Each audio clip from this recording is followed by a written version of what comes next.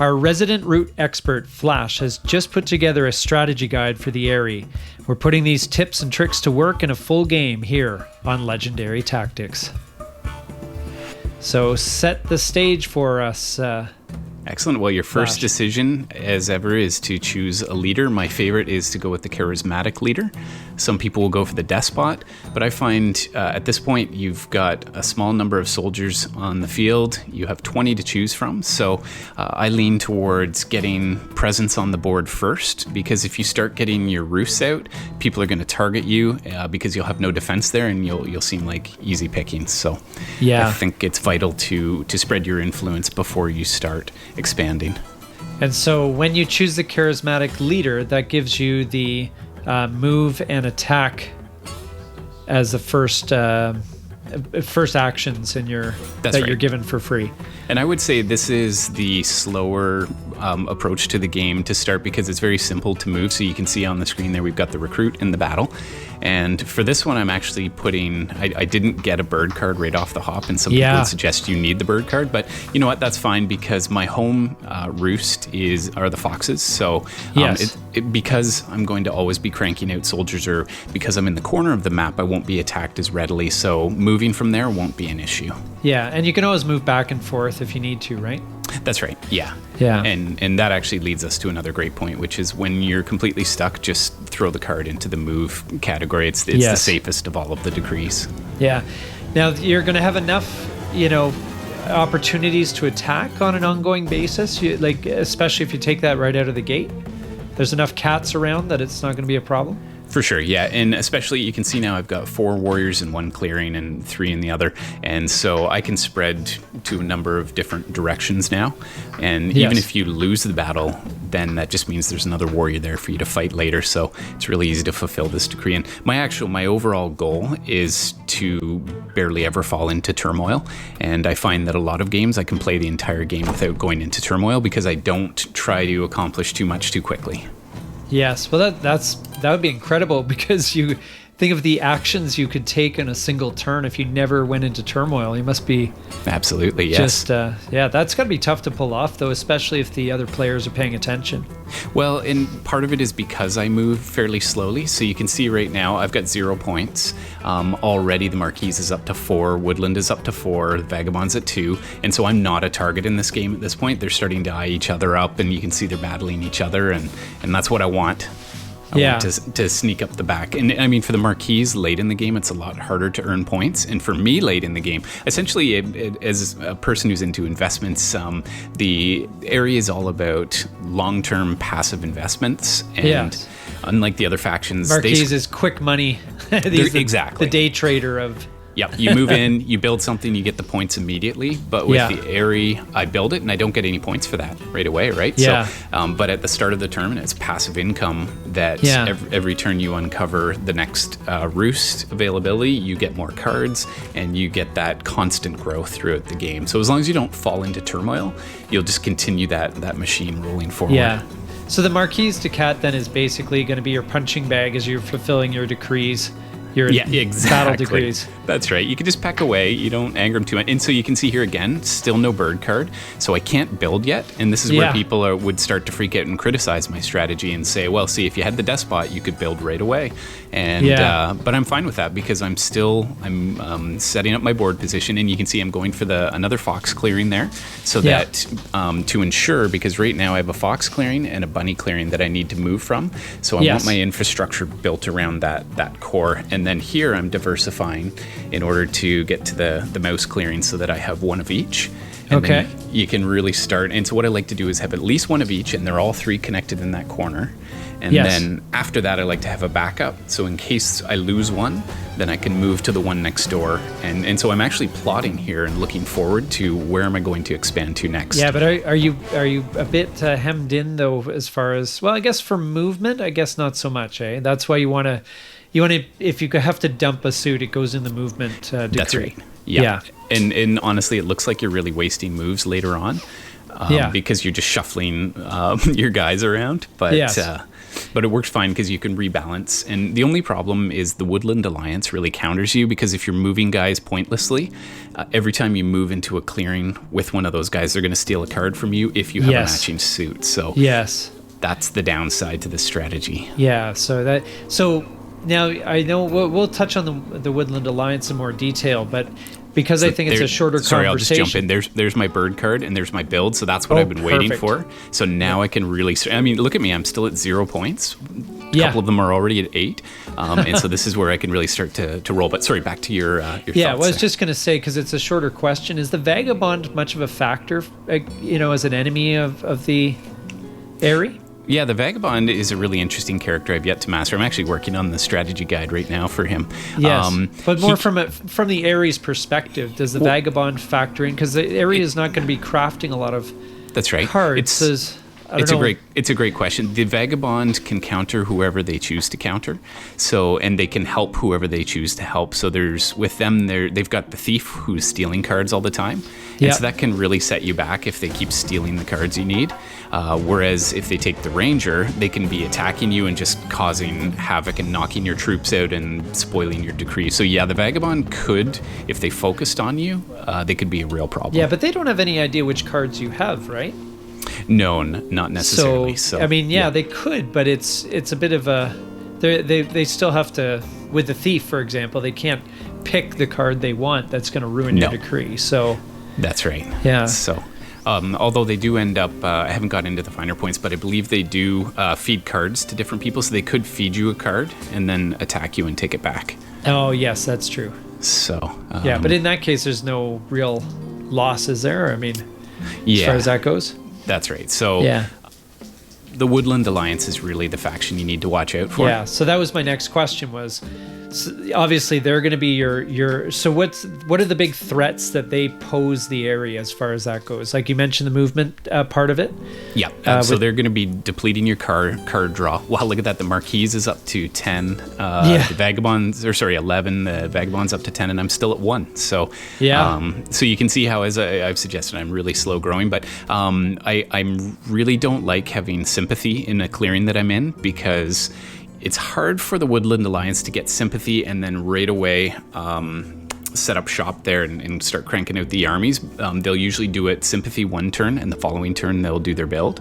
So as soon as I see that sympathy arriving, that's when I like to clear them out. And every time you kill one of those off, the little mice, it counts as building, so I actually score a point for that. So, that's good. But it does help them too when you do that. That's right. So, they get a card from the deck. So you can see here, if you look at my troops, I've got troops all around the board. So I've got tons of options. Still only at 1 point, so that's almost laughable. But I mean, my decree is starting to look strong. And the other question that some people would ask here is, like, do you want to start to double up on, because you can put up to 2 decrees per turn. Yes. As long as one of them is only the bird card. You can't put 2 bird cards in a turn. Yes. So so I think early in the game, likely not, because I want to be establishing myself, getting a board position, and I think a really aggressive player would be probably trying that approach. But I like the slow and steady approach, because watch, you'll see my points go from 1 to suddenly I'll just start rolling in. You're rolling in it. Nice.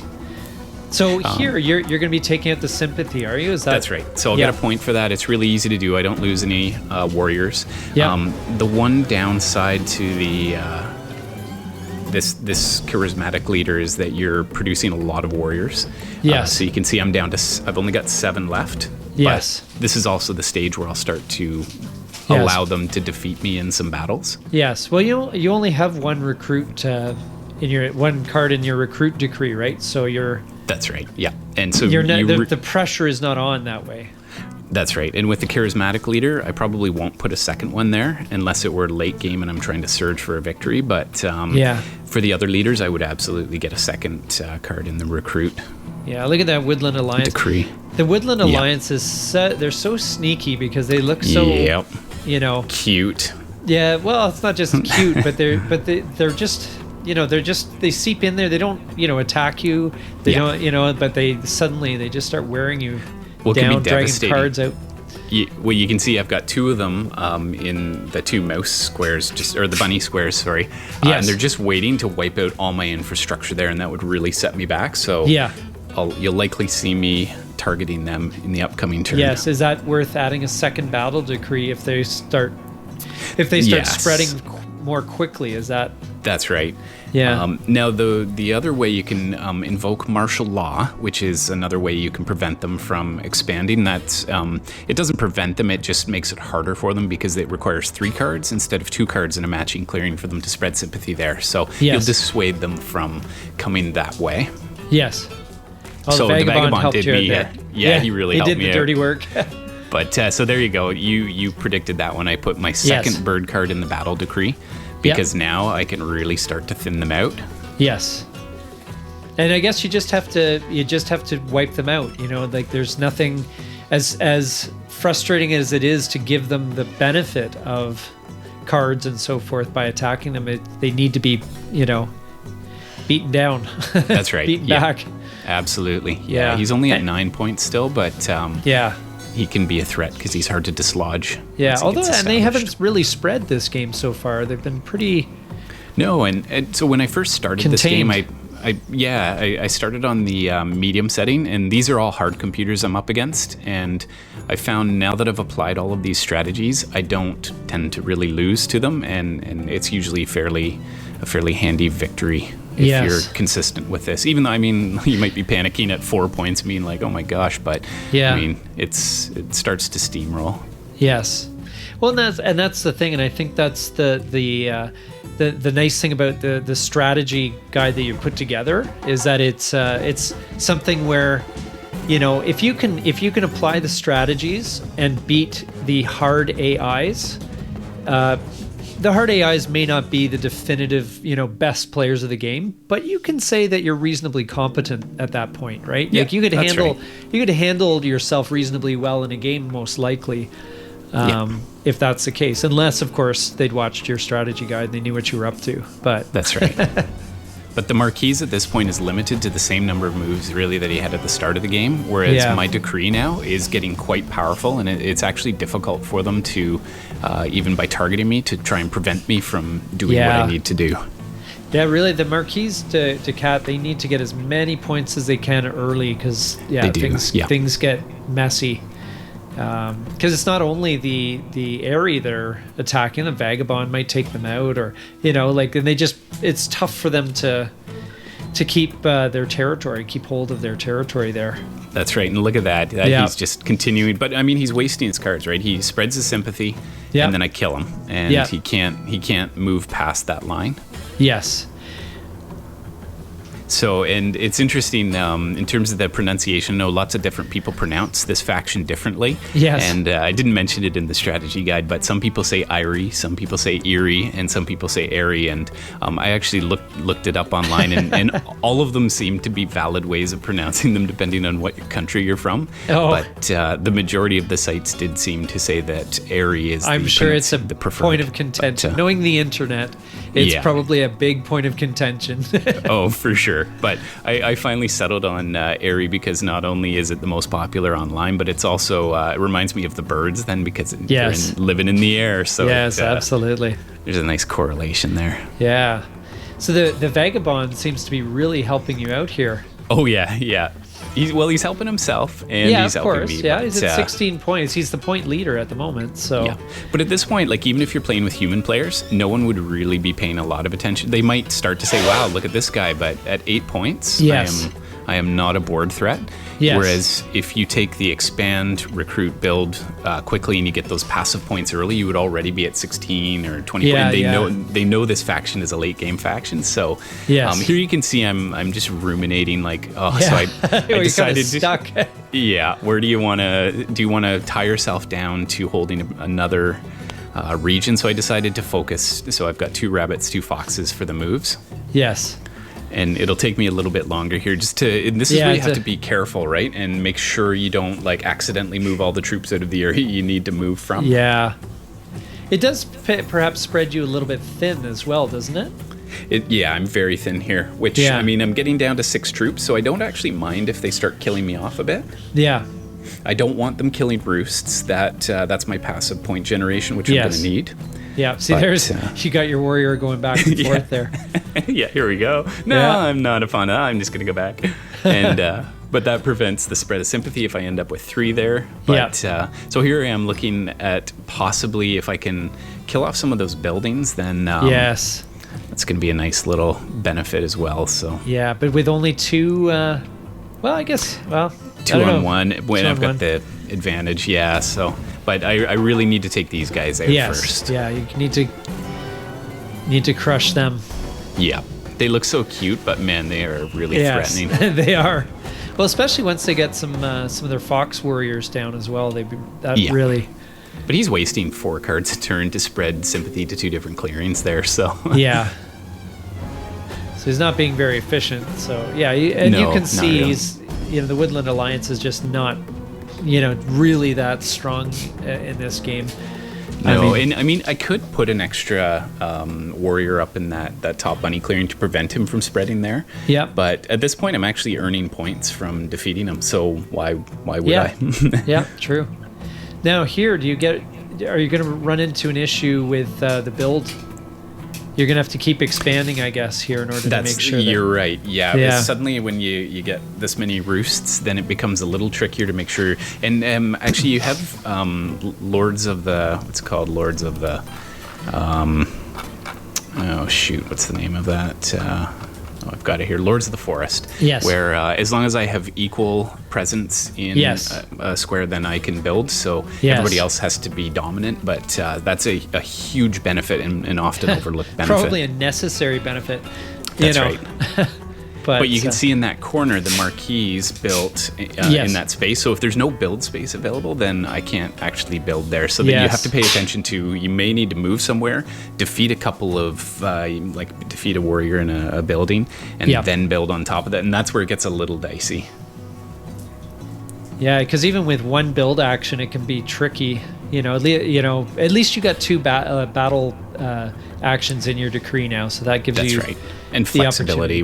Yeah, so if you do have a bad roll and you lose a battle or don't quite come out on top, then And I have had games where I just pull bird card after bird card, and that just feels a little cheap. Yeah. Because then it's just so simple. Yes. But you do lose points. So if I lose this decree, I would lose 4 points now. And I mean, given my total points is 14, that would actually set me back significantly since the Vagabond's at 20 and doing quite well. So what would you do here? See if you can predict it before I lay one. Yeah. You can see I'm contemplating. I'd probably put a mouse in the move. Yeah, okay. That's just to keep... Just to spread it out? Spread it out, yeah. Yeah. Oh, interesting. Yeah, I decided that I've got enough guys I need to tangle with that I need to just start wiping them out a bit more. Yeah. Quickly. Yeah, well, you've got a lot of...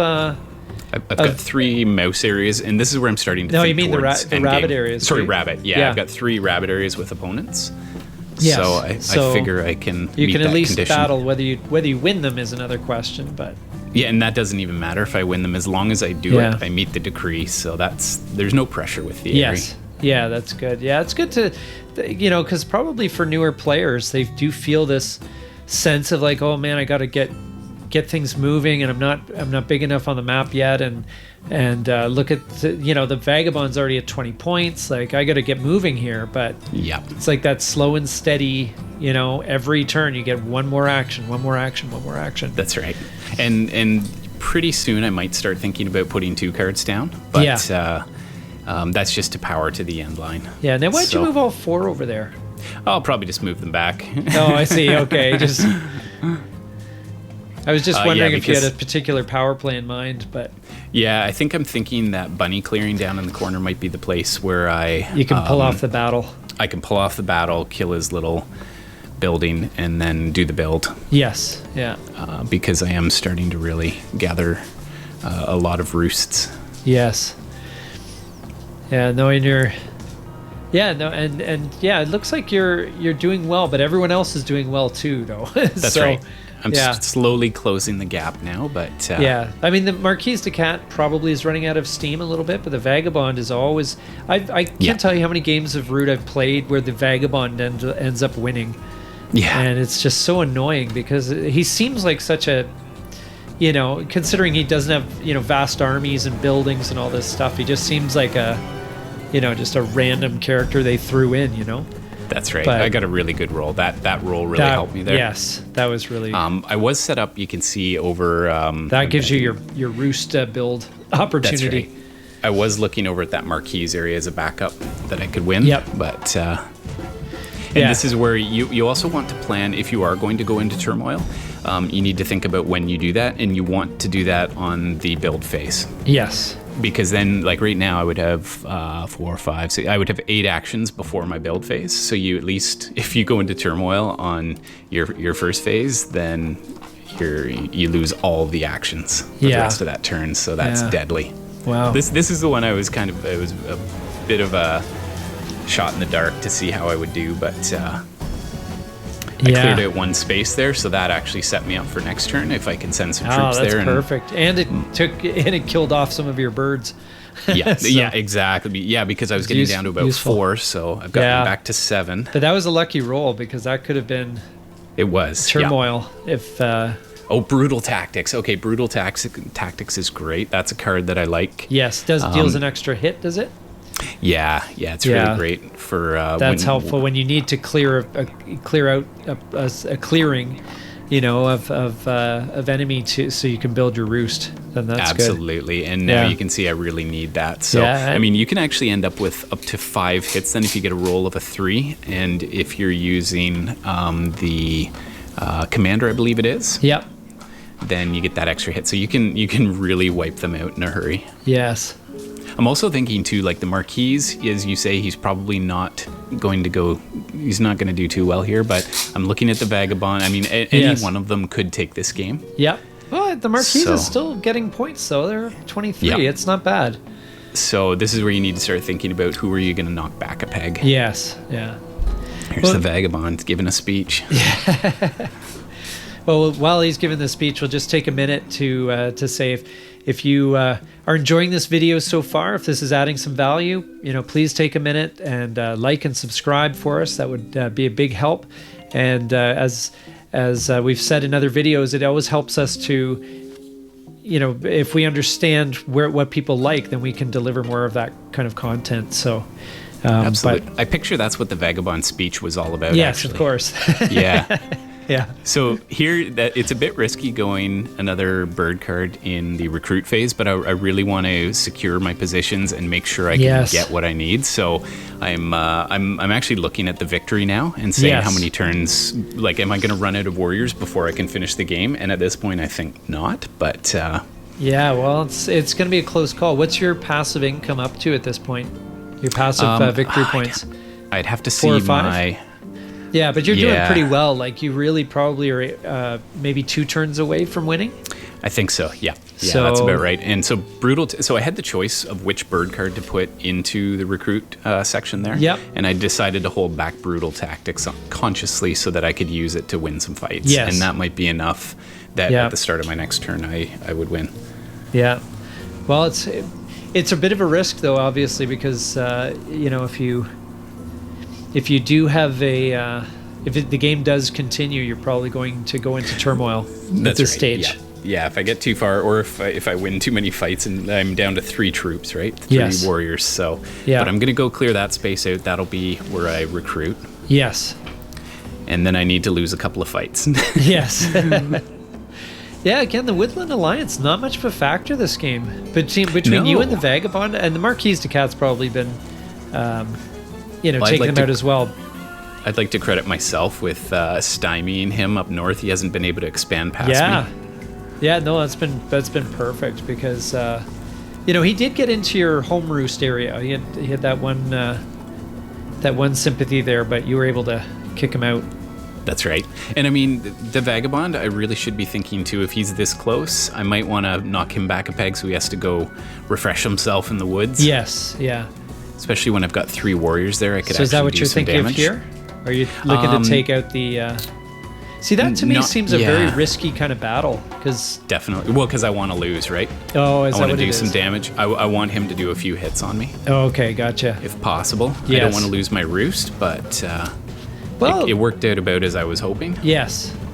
I really should take out that little sympathy guy, but this clearing has to go. I got to make way for my roost. Yes, yes. Aha, so here the ambush is nice. Yep. You got to ambush those defenseless buildings. Yeah. So I hit the brutal tactics, so now I can knock out 4, which is ideal. Just crushing those buildings. Just devastation. And that's going to set the Marquise back a 26. Yeah. We're in pretty good shape. You can see look at all the points I got for destroying all that. Yes. So this is within range here. So good roll here will certainly help you out. Yes, it will. Oh, yes. So if anyone doubted that brutal tactics is good, you will doubt. Now, would you say that's a late game card? You want to say it or do you just play it as soon as you get it? Yeah. You know what? That's great any time of the game. Yeah. It's really going to help you. Yeah. And you get to choose whether you use it. So there were 2 more points out of that. So I really am. Yes. There it is. There's 5 points for the 7 roosts. Puts me up to 33, and I left them in the dust. Nice. Yeah, well done. Well, thank you. Yeah, this game is so much fun. I'm really enjoying it. Yeah, well, and we're enjoying the content that you're putting together with all the strategy guides and that sort of thing. So, for those of you who stuck with it thus far, thank you so much for watching. And if you could take a minute and like and subscribe down below, maybe add a comment if you have any tips or strategies that we may have missed. And we really appreciate your time. This is Legendary Tactics.